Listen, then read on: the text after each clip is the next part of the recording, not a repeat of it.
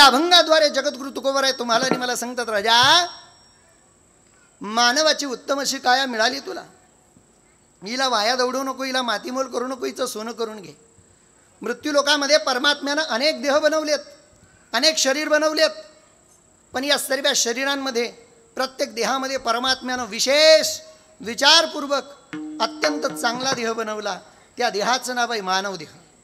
मृत्यूलोकामध्ये देह अनेक आहेत, कितीतरी देह तुम्हाला बघण्याकरता मिळतील, पण त्या देहाचा आणि या देहाचा विचार करा, सर्वे करा, तुमच्या लक्षात येईल. मृत्यूलोकामध्ये परमात्म्यानं प्रत्येक प्राणी आडवा तयार केला. म्हैस आडवी, बकरी, कोल्हा, कुत्रा, गाढव, असं नाही ना पटपट बोलत चला रे. बैल, म्हैस, बकरी, कोल्हा, वाघ, सिंह, माणूस. अरे काय आडवा म्हणता, असं नाही ना. तसं माणूस उभा आहे पण तो आडवा चालतो. दुर्दैव, जे देवाने आडवे तयार केले ते कुठेच आडवे येत नाही. देवानं उभं तयार केलं, दुसऱ्याचं जमलेलं लग्न मोडल्याशिवाय राहत नाही, याला आडवं येण्याची सवय आहे. इतर मॉडेल, या मॉडेलचा विचार केला तुमच्या लक्षात येईल. परमात्म्यानं या मृत्यूलोकामध्ये प्रत्येक प्राण्याला एकच मेंदू दिलाय. माणसाला, हे बोला रे, माणसाला 2, एक छोटा आणि एक. देवाला वाटलं मोठ्या मेंदूनं संसार करीन, छोट्या मेंदूनं परमार्थ करीन. देवाला काय माहिती, मोठ्या मेंदूनं संसार, छोट्या मेंदूनं राजकारण करीन. देवानं 3 मेंदू दिले असते. पण जाऊ नये मेंदूचा विषय. कीर्तन ऐकण्याकरता 1 कान पुरे, देवाने का बरं 2 कान दिले? देवाला माहिती होतं यान जर जास्त शानपणा केला, गावातल्या सप्तात काही चुगल्या लावल्या, चांगल्या कामात पाय घातला, गावातले पोरं जमा झाले, याच्यावर पब्लिक मार पडला, कोणाच्या कान फड्यात मारली, कानाचा पडदा फाटला, कीर्तन ऐकायला पंचायत नको, देवान दुसरा कान एक्स्ट्रा देऊन टाकला. डोळे सुद्धा किती दिले? 2. देवाला माहिती होतं यानं फास्ट मोटरसायकल चालवली, किड किटकुली याच्या डोळ्यात गेलं, याचा 1 डोळा निकामी झाला. परमात्म्याचं दर्शन घेण्याकरता याला त्रास नको, देवान दुसरा डोळा शिवाय देऊन टाकला. नागपुड्या सुद्धा 2, एक छोटी आणि एक मोठी, याचा सत्कार कराव. अरे असं नाही रे, दोन्ही सारख्या आहेत ना बाळा, असं नको ना करू. बरं, नागपुड्या किती? इकडं लक्ष द्या. नागपुड्या 2, नागपुड्या किती बोर हो? 2, छोटी आणि एक मोठी. धन्यवाद. नागपुड्या 2 दिल्या. का बरं? श्वास घेण्याकरता 1 नागपुडी पुरी होती, का बरं 2 नागपुड्या दिल्या? देवाला माहिती होतं थंडीच्या दिवसात बिस्लेरीचं पाणी प्याला, 1 नागपुडी याची घाणेनं बंद पडली, श्वास घ्यायला त्रास नको, देवान दुसरी नागपुडी शिवाय देऊन टाकली. दात सुद्धा किती दिले? 32. दुधाचे कोण मोजीन? वार. बरं 32 एक सारखे आहेत का? वेगळा आकार, वेगळी लांबी, वेगळी रुंदी, वेगळी ठेवण. आमच्याकडे कीर्तनकार महाराज आहेत, फार सुंदर सांगतात. ते म्हणतात माणूस जेव्हा असतो तेव्हा समोर 2 दातं दिसतात, खालचे 2, वरचे 2. याला म्हणतात पटाशीचे दात. सरळ जे दिसतात ते काय म्हणतात याला? तुमच्याकडे आहेत की नावं मला माहीत नाही, आमच्याकडे म्हणतात पटाशीचे दात. त्याच्यानंतर जे येतात ते उपपटाशीचे दात, त्याच्या बाजूला जे येतात ते सुडई दात, त्याच्या बाजूला जे येतात त्या उपदाणा, त्याच्यानंतर जे येतात त्या दाहडा. लग्न झाल्यावर येते ती सारखं आहे तुमचं माझं. असं काय करता बा? कधी येते ती? लग्न झाल्यावर. काय येते? अरे फक्त दहाड येते, अक्कल कुठून येते अजून मी संशोधनात आहे, मला उमजना. बरं विचार करायना राव. बरं जाऊ दे, ते सोडा. काय परमात्म्याचं सिस्टीम आहे हो. चांगले चांगले डॉक्टर फिके आहेत, चांगले चांगले इंजिनियर फिके. काय परमात्म्यानं बरोबर इथं नागपुडी दिली. का बरं? देवाला माहिती होतं एखादी वेळेस अन्न जर उतरलेलं असलं ना, यानं घास घेतल्याबरोबर तोंडात जायच्या आधी वास आला पाहिजे. समजा नुसती कल्पना करा, देवानं ही नागपुडी जर इकडं दिली असती तर असा घास उचल, इकडं जाऊ दे, मग येऊ दे, दुधड मार्गे तोंडात, आहे की नाही? काय परमात्म्याची सृष्टी राव. विचार. बरं एकदा दात येतो कशाचा? दुधाचा. तो पडू दे, मग एकदा परत दात येतो. कोणता? टणक. आणि तो दात पडला रे पडला, पुन्हा दात येत. मग तू डॉक्टर नाही, डॉक्टरच्या बापाकडे जा. त्या दाताची बरोबरी नाही, पण त्याची किंमत नाही आपल्याला. मी नेहमी सांगत असतो, माझ्यासोबत कथेमध्ये एक सिंत वाजवणारे महाराज होते. 3 वर्ष आम्ही सोबत फिरलो, पण त्यांनी 3 वर्षात मला समजू दिलं नाही त्याचे वरचे 2 दात नकली आहेत. असं इतके ओरिजिनल दिसायचे ना ते दात, तुमच्या माझ्या दातापेक्षा पांढरे शुभ्र. मी विचारलं नाही, त्यानं सांगितलं नाही. 3-4 वर्षानंतर एका गावात आमची कथा, आजीबाई आल्या. महाराज आमच्या घरी चला. चला. आजीबाईच्या मागं मी, माझ्या मागं सर्वे गुणवान. गेलो आजीबाईच्या घरी. तिनं पोहे वगैरे केले, डिश हातात दिली. मी 2-4 घास पोह्यांचे खाल्ले. आजीबाई म्हटली, महाराज रात्रीच लाडू बांधलेत, 1-1 लाडू देऊ? मी कशाला नाही म्हणू, येऊ द्या. आजीबाईनं लाडू दिले. आता लाडू काही साधा नव्हता, 80 वर्षाचा अनुभव तिचा. असे लाडू बांधेल होते तिनं कडक धट. तो लाडू हातात आला, मी घेतला आणि दातात दाबला. यानं कशाला शहाणपणा करायचा, यानं पण लाडू घेतला आणि दातात दाबला. पण लाडू याच्या हातातून सटकला. लाडू पुढं, हा लाडूच्या मागं. लाडू पुढं, हा लाडूच्या मागं. लाडू पुढं, हा लाडूच्या मागं. लाडू घुसला कॉटच्या खाली, हा पण घुसला कॉटच्या खाली. म्हातारी म्हणली, ओ भाऊ दुसरा घे. तो म्हटलं, तुझा लाडू चुल्यात घालून दे, त्यात माझा दात फसलाय तो काढून दे. म्हणजे देवानं दिलेलं सरत नाही आणि तुम्ही आपण कमवलेलं पुरत नाही, हा जगाचा सिद्धांत आहे. म्हणून परमात्म्याने सुंदर अशी काया दिली. या शरीराचं वर्णन मी कितीतरी करू शकतो, चला पुढे बहुत करणे आहे. मग देवानं हे शरीर दिलं कशा करता, दिले इंद्रिय हात पाय कार, इंद्रिय हात पाय मुख बोलाय, मुख बोलाया जोडसी नारायण, जोडसी नारायण, नासी जीवपण भव रोग, दिले इंद्रिय हात पाय कार, दिले इंद्रिय हात पाय कार, नाचे जीवन भव रोग, दिले इंद्रिय हात पाय कार, दिले इंद्रिय हात पाय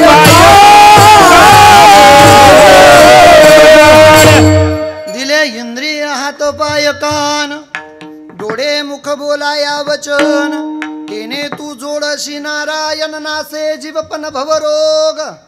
परमात्म्याच्या प्राप्तीकरता नरदेह दिला. कारण या जगात फक्त दोनच गोष्टी खऱ्या आहेत दादा. एक मरण खरं आहे, दोन देव खरं आहे. मरण खरं आहे, तुम्ही मान्य केलं तरी मरण खरं आहे आणि नाही मान्य केलं तरी मरण खरं आहे. मी नेहमी सांगतो, मंदिरात नाही आलं चालेल, दिवसातून एकदा स्मशानभूमीकडे नक्की जात जा. तिथं आपला खरा पडाव आहे, याच्यावर काही गर्व करू नका. सजदज कर जिस दिन मौत की सहजादी आएगी, ना सोना काम आएगा ना चांदी आएगी. अरे कफन को कभी जेब नहीं होती और मौत कभी रिश्वत नहीं लेती.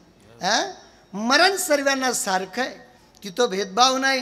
म्हणून मरण खरं आहे, या जीवनावर गर्व करू नका. मी नेहमी सांगतो, एका सुफी शायराची कल्पना आहे. तो म्हणतो, निकले थे हम सफर करने, दिल में कुछ अरमान थे, एक तरफ हरियाली दूसरी तरफ स्मशान थे, चलते चलते पाँव में चुभी हड्डी, हड्डी के भी कुछ बयान थे, चलने वाले संभल के चल, हम भी कभी इंसान थे.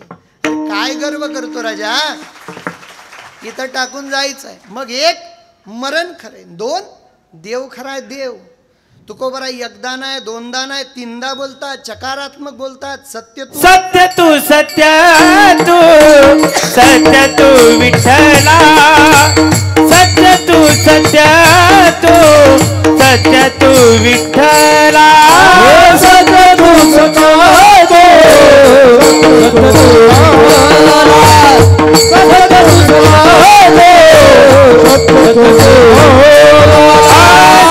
तू, सत्य तू, सत्य तू विठ्ठला, सत्य तू, सत्य तू, सत्य तू विठ्ठला,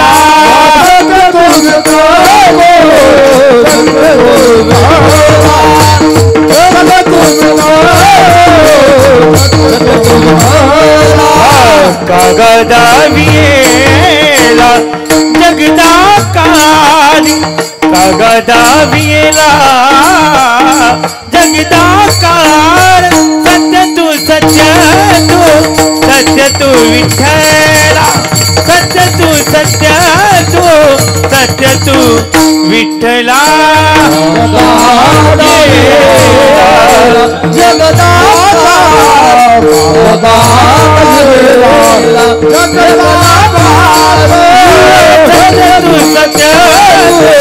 सत्य तू विठ्ठला, सत्य तू सत्य तू, सत्य तू विठ्ठला.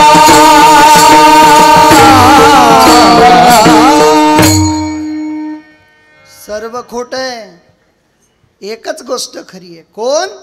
देव खरा आहे. पण दुर्दैव मुसलमान किती शिकला त्याला कधीच नमाज पडायची लाज वाटत नाही. अहो चांगले चांगले शास्त्रज्ञ झालेत पण त्यांना कधी इशू समोर गुडघे टेकायची लाज वाटत नाही. दुर्दैव फक्त हिंदू धर्मातच आहे. 2 पुस्तकं वाचले की म्हणतात या जगात देव नाही. अरे देव पाहण्याकरता डोकं लागतं आणि डोक्यात अक्कल लागते. बरेच लोक आम्हाला भेटतात या जगात देव आहे, आम्ही म्हणतो आहे, मग दाखवा. आता कुठून दावसान? भगवान कोई देखने की चीज आहे. पण आता जसा प्रश्न विचारणार असला ना तसं उत्तर द्यावं लागतं. प्रश्न विचारणाऱ्यावर अवलंबून आहे उत्तर कसं द्यावं. आमचे महाराज लोक सांगतात ना, शाळेत अचानक साहेब आले. साहेबाने पोरांना विचारलं, पोरांनो माझ्या प्रश्नाचं उत्तर द्याल? पोरं म्हटले विचारा साहेब. साहेब म्हटले पोरांनो सांगा 1 रुपयाला 6 आंबे, माझं वय किती?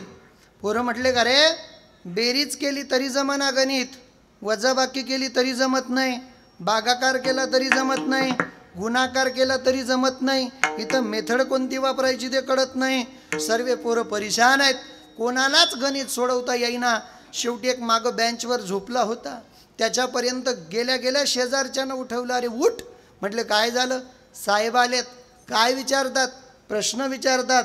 बरं बरं बरं एकदाच लावून घ्या बरं. आता ते प्रश्न विचारतात. बरं बरं बरं येऊ दे माझ्यापर्यंत. त्याच्यापर्यंत गेले साहेब.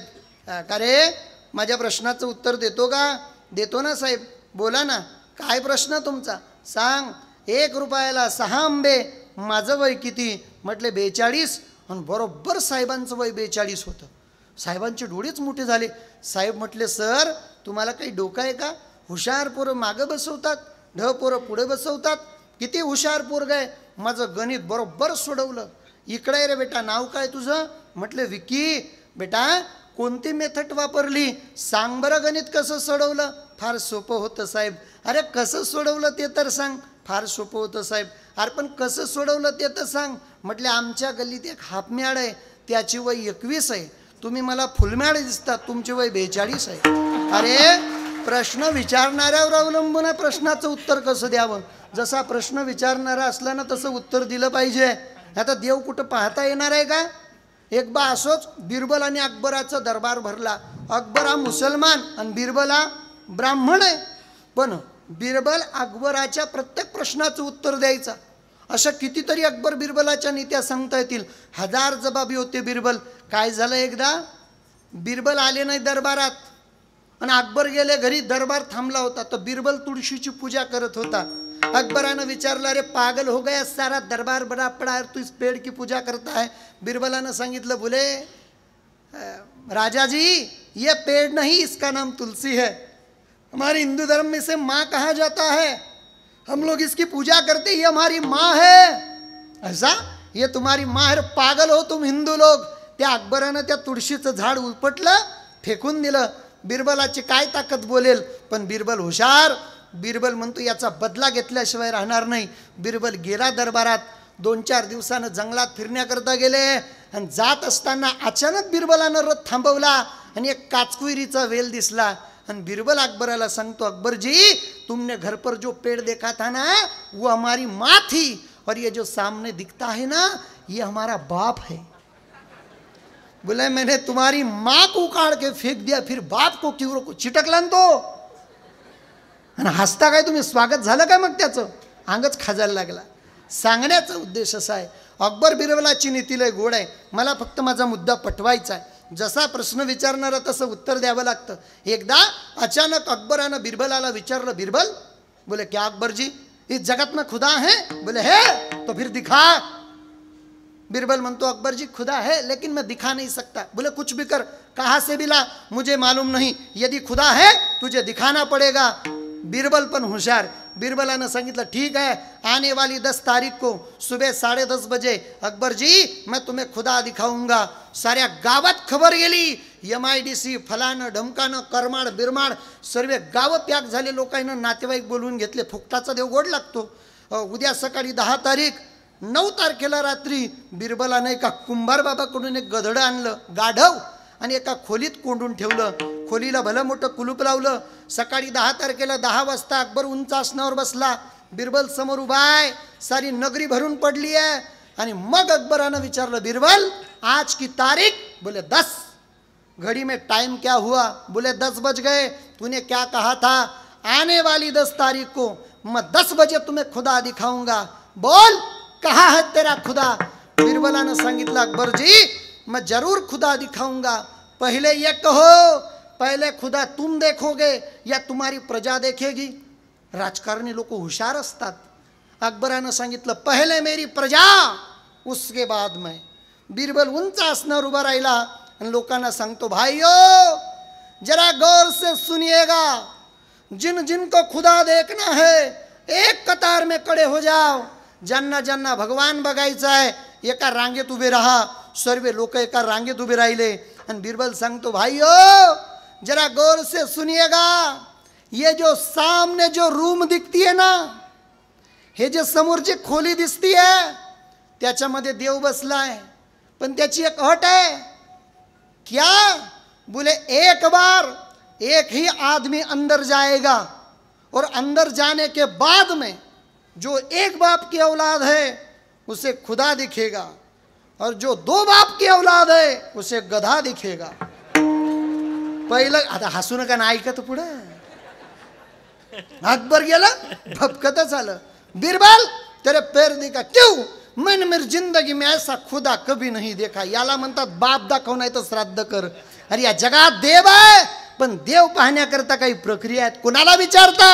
विचारा ज्ञानोबरायांना. मंथोनी नवनीता कैसे घे? अरे दुधात आहे तूप, पण लगेच मिळेल का? नाही, त्याला तापवा, गार होऊ द्या, विरजण टाका, मुरू द्या, घुसडा, लोणी मिळेल, तापवा, मग तूप. तसं देव भेटण्याकरता काहीतरी प्रक्रिया आहेत. आणि परमात्मा भेटावा म्हणून शरीर झिजवा. मग का हो, देवाची प्राप्ती करायची काय करावं लागेल? जंगलात जातो, भगवे कपडे घालतो, टप्पुऱ्या माळा घालतो. तसं काहीच करावं लागत नाही. 4 वर्णीय आश्रमात ब्रह्मचारी, गृहस्थी, वानप्रस्थी आणि संन्यासी. 4मध्ये मोठं कोण? कोण सांगतं तुमच्यात? गृहस्थी. 4मध्ये श्रेष्ठ कोण? गृहस्थी. बायकोवालाच. ज्यांनी निर्माण केले नाही आश्रम त्यांना विचारा, शंकराचार्यांना. धन्य कोणाला? धन्यता धन्य ग्रस्त आश्रमा. मग कोणता ग्रस्ती धन्यतेच्या लायकीचा आहे? दुसऱ्याच्या मुंड्या मोडून संसार करणारा, दरवाजा लावून कपाशीत पाणी मारणारा, दुसऱ्याचे लग्न मोडणारा? नाही नाही, तुकोबर आहे त्याचे उत्तर देतात, जोडून या धन उदास विचारे, याचं नाव संसार आहे. माझी बायको, 2-4 एकर शेती, स्लॅबचं घर, 2 शेंबडे पोरं, याचं नाव संसार नाही आहे. संसार केला ज्ञानोबरायानं. ज्ञानेश्वर महाराजांना मुलं किती? हो माय माऊल्यानो, मुलं किती ज्ञानेश्वर महाराजांना? तुम्ही सांगा. 4. बिना बायकोचे. पत्नी नव्हती पण मुलं 4. नाव ऐका, ज्ञानी, मुमुक्षु, जिज्ञासू, संसारी. माऊलीने 4 करता प्रॉपर्टी कमवली. विचारसागर, पंचदशी, ज्ञानेश्वरी, हरिपाठ. मग माऊली म्हणते अवघाची संसार सुखाचा, याचं नाव संसार. विचारा सावता महाराजांना. कांदा मुळा, अवघी विठाई, मोठं नाडा, याचं नाव संसार. बरं हे जाऊ द्यात. विचारा तुकाराम महाराजांना. तुकोबरायांचा संसार, बाप रे बाप. तुकोबरायांसारखा संसार जमेल का कोणाला? तुकोबरायांची बायको मेली. बायको काय म्हणता तुकाराम महाराज? बरे झाले देवा, निघाले बरे या दुष्काळे. बायको मेली, पिढा गेली. आपली बकरी मेली तरी आपण माळा तोडली. आपल्याला तुकाराम महाराज काय करतील? तुकाराम महाराजांना कीर्तनकारांनाच कळालं नाही, तुम्हाला काय करतील? हां, तुकाराम महाराज कळतात मोजक्या लोकांना. कोणाला? जे सप्ताल वर्गणी देत नाही त्यांना. बरेच म्हणतात महाराज लोकांना एवढे पैसे कशा करता? कोण म्हणतं? जो वर्गणी देत नाही तो. तुकाराम महाराज कीर्तनाचे पैसे घेत होते का? तुझा बाप तुकाराम महाराजचं कीर्तन ठेवत होता का? तुला कसं माहित रट्टा घ्या? म्हणजे त्याचं म्हणणं काय? तुकाराम महाराज घेत नव्हते म्हणून तुम्ही घेऊ नका. येडा झाला का रे तू? अरे तुकाराम महाराज घेत नव्हते म्हणूनच आम्ही घेतो. तुकाराम महाराजांचा व्यवसाय काय होता? तुकोबरायांनी त्या काळात 65 लाख रुपये दिले होते व्याजाने. लोकांनी बुडवून दिले. म्हणून तुकाराम महाराज जाता जाता कीर्तनकारांच्या कानात सांगून गेले, व्याजासहित वसूल करा. पण तुकाराम महाराजांनी जेव्हा सांगितलं तेव्हा ऐकायला मी नव्हतो. तर सांगू का, काही अडचण नाही हो, दिले पाहिजे. हे चाललंय लाईव्ह, ही यूट्यूबवर जाणार आहे. पण मला असं वाटतं अण्णा, उत्तर प्रदेशातले साधू लोक येतात, गाडीच्या डिक्क्या भरून भरून नोटा नेतात, आणि कीर्तनकाराने 40-50 हजार घेतलेत. बिघडतं काय तुमचं? हां, अरे आम्ही काय कोणाचं, याकरता किती मोठा त्याग आहे राजाओ. आणि समाजाची मानसिकता बदलली आता बरं का सुरेश दादा. मानसिकता बिघडली आता. समाजाला विद्वान कीर्तनकार आहे तो मोठा नाही, जेवढं जास्त पॉकेट तेवढा बाबा मोठा, अशी धारणा आहे लोकांची आता. जेवढं पॉकेट मोठं बाबा मोठा. मी नवीनच कीर्तनकार होतो, आळंदीहून घरी आलो, कीर्तनाची दक्षिणा ठरवत नव्हतो. सागर महाराज, संदीपान दादाजी तो खोकलले ना, मी तिथंच खोकलायचो. एवढे परफेक्ट चिंतन बसवेल होते मी, जसेच्या तसे. मला महिन्यात 2 कीर्तन असायचे. आमच्याकडे एक एरंडोल तालुका नावाचा तालुका आहे. कीर्तनाला गेलतो, मला 21 रुपये दक्षिणा देल, ती 10ची नोट फाटेल होती. माझ्याकडं भाड्याला पैसे नाही, 13 किलोमीटर पायी घरी आलो होतो. माझा अनुभव आहे. आज ठरवून जातो डायरीत, मुंगी जायला जागा नाही, लोक चांगल्याचे आहे का? आणि समाज कोणाच्या कामी आला? उद्या माझा हात मोडू द्या, दुधडचे लोक 10 रुपयाचा बिस्किटचा पुडा घेऊन पाहायला येणार नाही. अरे कमाल आहे तुमची. होतं म्हणा, येऊ नका. सांगण्याचा उद्देश फक्त एवढा आहे. तुकोबारायांचं जीवन, तुकोबारायांच्या पत्नीचं नाव जिजाबाई. या महाराष्ट्रावर 2 जिजाबाईंचे उपकार आहेत. एक शिवाजी महाराजांची आई, 2 तुकोबारायांची पत्नी. या दोघी जर जन्माला आल्या नसत्या ना, मला कीर्तन करता आलं नसतं, तुम्हाला ऐकता आलं नसतं. शिवाजी महाराज सांगण्याच्या आधी जिजाऊ सांगितली पाहिजे. आता सध्या कीर्तनात प्रत्येक कीर्तनकार म्हणतात, मला आल्या सांगितलं गेलं शिवाजी महाराजांचं चरित्र सांगा. पण मला असं वाटतं आधी जिजाऊ समाजाला पटवून सांगितली पाहिजे. कारण का, कर्तबगारी ही शिवाजी महाराजांची नाही, आई साहेबांनी दिलेल्या संस्काराचे. म्हणून म्हणतात ना, हो किंमत केली दुधाची तुझ्या आई जिजाग, झाला महाराष्ट्राचा राजा शिवाजी राजा, झाला महाराष्ट्राचा राजा शिवाजी राजा, झाला महाराष्ट्राचा राजा शिवाजी राजा, झाला महाराष्ट्राचा राजा शिवाजी राजा. ऐका ना, टाळ जरा हरू वाजवा. महाराजांच्या चरित्रातल्या अनेक गोष्टी आहेत. मला फक्त एक मुद्दा सांगायचा आहे. छत्रपती शिवाजी महाराजांसारखं नरवीर या महाराष्ट्राच्या मातीत पुन्हा जन्माला येणार नाही. अरे आपल्या आईला आई कोणी म्हणतं, आपल्या बहिणीला बहीण कोणी म्हणतं, पण जो दुसऱ्याच्या आईला आई, दुसऱ्याच्या बहिणीला बहीण म्हणत होता, असा एकच मर्द, त्या मर्दाचं नाव आहे शिवाजी महाराज. ज्या वेळेला शिवाजी महाराजांच्या समोर असा एक शामियाना समोर उभा आहे, तो शामियाना महाराजांसाठी आणला होता. सांगितलं, महाराज नजराना तुमच्यासाठी आहे, हिरे माणिक मोती त्याला चिपकवलेले आहेत. महाराज जवळ आले, महाराजांनी पडदा बाजूला केला. त्यात एक सुंदर स्त्री बसली होती. ती कल्याणच्या सुभेदाराची सून होती. ती कल्याणच्या सुभेदाराची सून होती.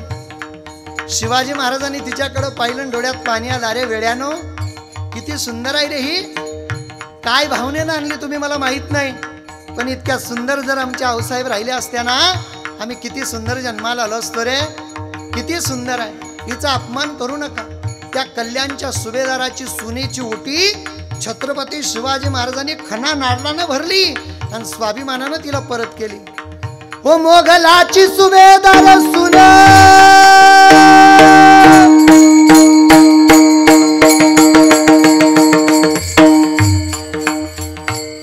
जाऊ दे, ते उगा म्हणतील यानं काय लावलं ते नको. हो मोगलाची सुभेदार सुन, दिला तिला मान सन्मान, असा न्यायी राजा आई माझा जिजाग, झाला महाराष्ट्राचा राजा शिवाजी राजा, झाला महाराष्ट्राचा राजा शिवाजी राजा, महाराष्ट्राचा राजा शिवाजी राजा, झाला महाराष्ट्राचा राजा शिवाजी राजा. माझा मुद्दा फक्त एवढाच आहे. काय? एक शिवबाची आई, 2 तुकोबारायांची पत्नी. प्रत्येक माय माऊल्यानं माझं सांगणं, इथं तुमची संख्या जास्त आहे. तुम्ही मेल्यानंतर तुमच्या 2 पिढ्यांनी तुमचं नाव घ्यावं असं जर तुम्हाला वाटत असेल तर या दोघी जिजाबाईंचं चरित्र वाचा, ऐका किंवा बघा, तुमच्या 5 पिढ्या तुमचं नाव घेतील. या दोघी जिजाबाईंनी काय केलं माहिती आहे का? सोपं सांगतो, सोपं. या दोघींनी सासरसाठी माहेराचा त्याग केला. तुमच्यागत नाही. तुम्हाला तर भाऊ कसाही राहू दे गोड लागतो. भाऊ कसाही राहू दे तुम्हाला गोडच लागतो. भाऊ कसाही राहू दे तुम्हाला गोडच लागतो. भाऊ हां, मी म्हणतो कसाही राहू दे तरी गोड लागतो तो. हो, भावाचे लय. तुमच्याकडं कसं काय माहीत नाही बा. आमच्याकडं तर सप्तालवर गेले नवऱ्याला सांगतील, साडी घ्यायची नवऱ्याला सांगतील, सोनं घ्यायचं नवऱ्याला सांगतील, गावाला जायचं नवऱ्याला सांगतील, खर्च पाणी नवऱ्याला बोलतील, जे काय असेल ते नवऱ्याला सांगतील. घट्यावर बसली की गाणे, घट्यावर बसल्यावर गाणे कोणाचे म्हणता तुमच्याकडं? मराठवाड्यात. आमच्याकडं तर भावाचेच म्हणता बा. बरं, ते गाणे बी 1 नंबर लबाड. आमच्या गावात एक बाई गाणं म्हणे, वाट्याच्या रे वाड्या साऱ्या काय पाहतो वाड्याला, सोन्याचं कुलूप माझ्या बंधूच्या दाराला. मी म्हटलं किराणा दुकानदारची उधारी दे तू आधी, मग सोन्याचं कुलूप सांग. हा लबाड काही गाणे म्हणती बा. हा, भावाचे लय गोडवे हो. आमच्या गावात एका बाईच्या भावाला पोलिसांनी पकडून नेलं. अण्णा, तिला कोणीच विचार ना, तुझ्या भावाला कोणी पकडून नेलं, काय झालं तुझ्या भावाचं, मांडी घाल. कोणीच विचारत नव्हतं तिला की झालं काय. तिच्या भावाला पोलिसांनी पकडून नेलं बरं का आबा. आणि ती घट्यावर बसली जात्यावर आणि गाणंच म्हटलं तिने दादा महाराज. निंबाच्या झाडाखाली माझा भाऊ दारू पाडी, कोण्या मेल्यानं केली काडी, आली पोलिसाची गाडी. काय भाऊ लय गोड लागतो. भाऊ लय गोड लागतो. भाऊ गोड लागत नाही अशी बहीण. बरं, सण कोणता बी येऊ दे, हायच गाणं. कोणता बी सण येऊ दे. दिवाळी आली भावाचं गाणं, अक्षय तृतीया आली भावाचं गाणं, भाऊबीज आली भावाचं गाणं, रक्षाबंधन गेले आता काय गाणे. गाडी गुंगराची घेऊन बंधू माझा येईल ग, राखीच्या सणाला मला माहेरी नेईल ग. मिस कॉल देत नाही तो तुला, मिस कॉल. काय सांगते? घुंगराची गाडी म्हणते. अरे काय माहेर गोड लागत नाही असं बाईच नाही. एखादी जर असेल ना दुधडमध्ये, नाही महाराज आमच्या गावात ही बाईला इमानदार आहे, तिला फक्त माहेरून येऊ द्या आणि मग चेक करा. किती बी इमानदार राहू दे, शेजारच्या बाईला लगेच बोलवते, सकुमाय इकडे हे पाय मपल्या माईनं केलं. हा हे बाय मपल्या भावानं केलं बरं. सोट्टी एक. काय कमाल आहे. बाया म्हणतीन याला इथं आणलं कोणी. तुमचा विचार करा. विठाला विठाला